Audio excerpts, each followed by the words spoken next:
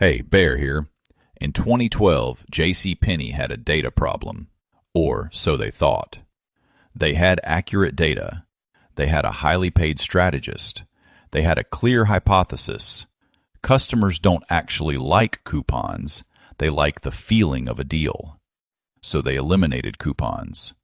They showed customers the real price. The data said this should work. Revenue dropped 25% in 1 year. The CEO was gone in 18 months. The data was not wrong.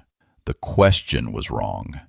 And no amount of additional data could have closed that gap because they were asking a rung-one question about a rung-two problem. That distinction is what this channel is built on. Here's what your current analytics infrastructure does well. It describes.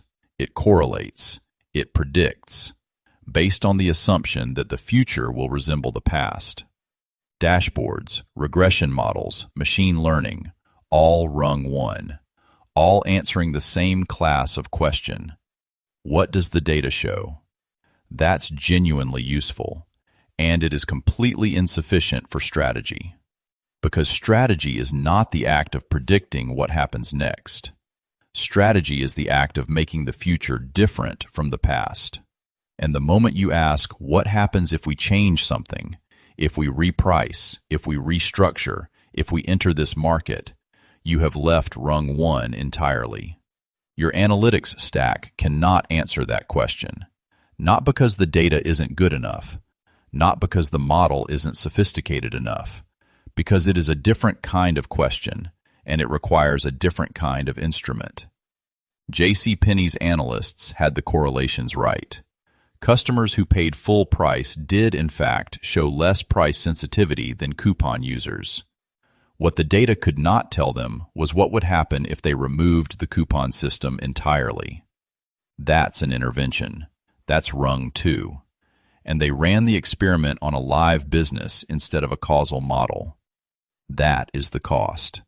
Not a bad analyst, not bad data, the wrong instrument for the question being asked. So why can't we infer cause from data alone?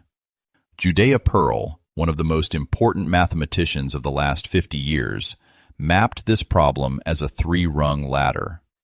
Rung-one, association. What does the data show? X and Y move together. That's it.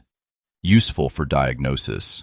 Useless for decisions that require you to do something. Rung-two, intervention.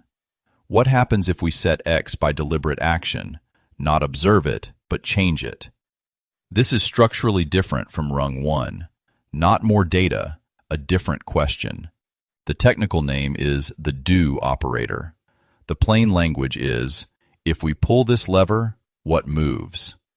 That's the question every strategic decision actually requires, and it is not answerable from observational data alone, no matter how much of it you have.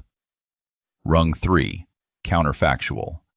What would have happened if we had chosen differently? What did the path we didn't take actually cost?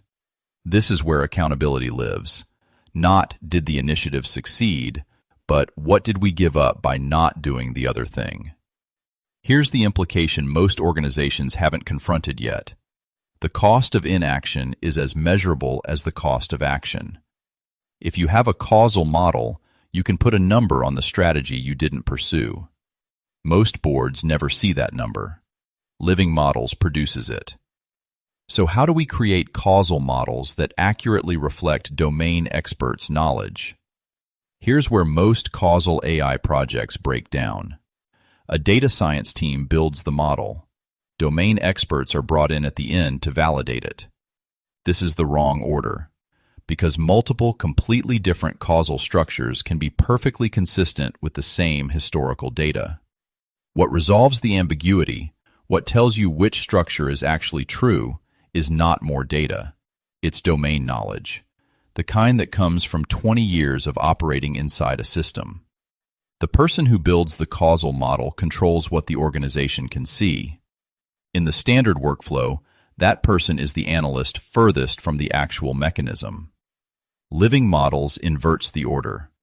The knowledge acquisition tool is a structured interview, approximately 45 minutes with a prepared domain expert, not a data collection exercise, a model building session.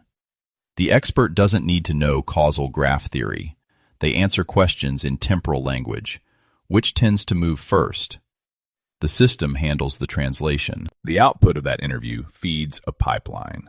Algorithmic refinement, statistical estimation from your data, a counterfactual engine, and a final output that is not a dashboard and not a prediction. It is a ranked list of interventions, evaluated by expected causal effect. How reliably does this action produce a positive outcome, and how large is the effect when it does? Compare it against the trajectory where you do nothing.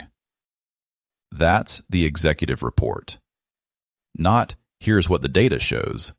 Here's what to do, why, and what it costs to do nothing instead. If you're making resource allocation decisions, pricing decisions, or market entry decisions with tools that describe the past, you're answering the wrong question with the right data. The full architecture, the theoretical foundations, and the case studies are building publicly at livingmodels.org. The ongoing thinking is at the Substack, hypothetical.ai. Links are in the description. Don't forget to like, subscribe, and hit that bell.